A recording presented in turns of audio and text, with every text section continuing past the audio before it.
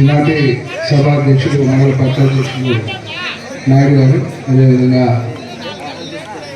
ఈరోజు గూడూరు నియోజకవర్గ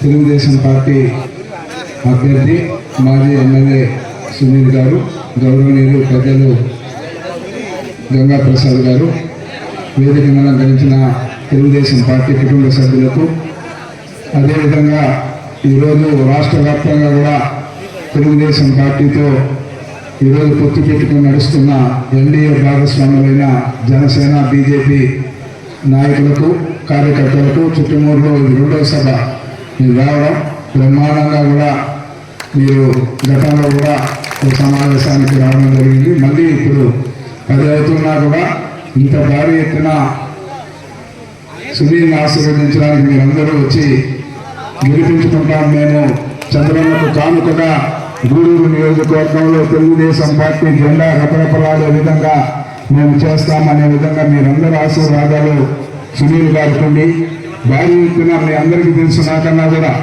ఎందుకంటే ఆ తెలుగు వర్గాలను హక్కున చేర్చుకునే మనస్తత్వం ఉన్న వ్యక్తి సునీల్ గారు.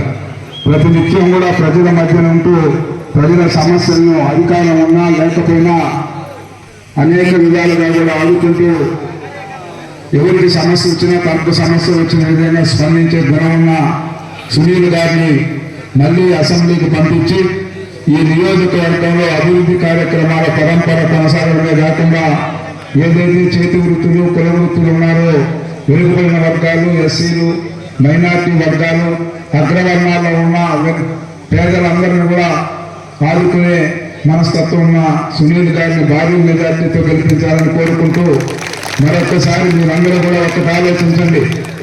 ఈ యొక్క జగన్మోహన్ రెడ్డి నీతికి, నిజాయితీకి, రాజకీయాల్లోనే అత్యున్నత విలువలతో కూడిన రాజకీయాలు చేసిన నారా చంద్రబాబు నాయుడు గారిని 53 రోజులు ఏ విధంగా జైల్లో ఉంచాడో మనం చూసాం. అదేవిధంగా అసెంబ్లీ సాక్షిగా ఏదైతే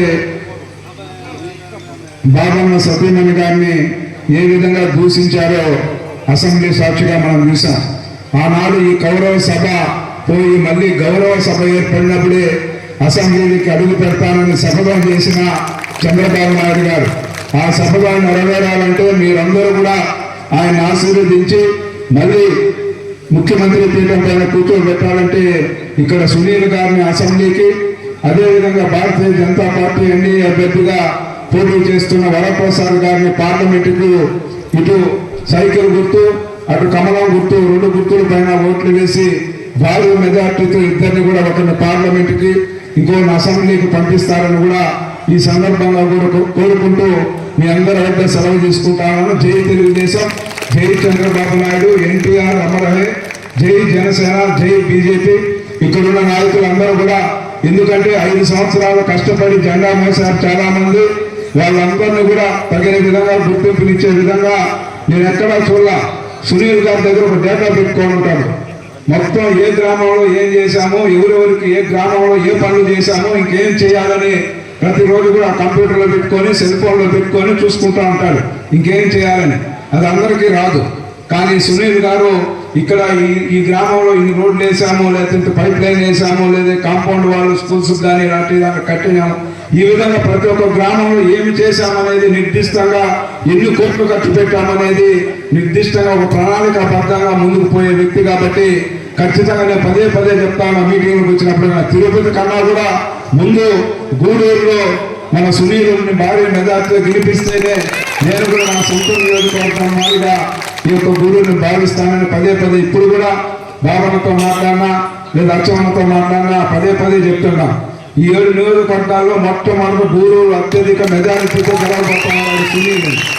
కాబట్టి మీ అందరి ఆశీర్వాదం మళ్ళీ కూడా ఆయనకిచ్చి రేపు నెల 13వ తేదీ ఉదయాన్నే వెళ్ళి ఏదైతే ఈ రాష్ట్రంలో దొంగ ఓట్లు భారీగా చేర్చారో వాళ్ళు దొంగ ఓట్లతో గెలవాలని చూస్తూ ఉన్నారు, లేదా కులాల మధ్య మతాల మధ్య చిచ్చు పెట్టి గెలవాలనే ప్రయత్నం, లేదా రౌడీలు అడ్డం పెట్టుకొని గెలవాలనే ప్రయత్నం వాళ్ళు చేస్తూ ఉన్నారు. కాబట్టి ఉదయాన్నే మన వాళ్ళందరూ కూడా పోలింగ్ స్టేషన్ వద్దకు వెళ్ళి మీ అందరి ఓట్లు కూడా సునీల్ గారికి, అటు వరప్రసాద్ గారికి వేసి గెలిపించాల్సిందిగా మరొకసారి కోరుకుంటూ సెలవు తీసుకుంటాను.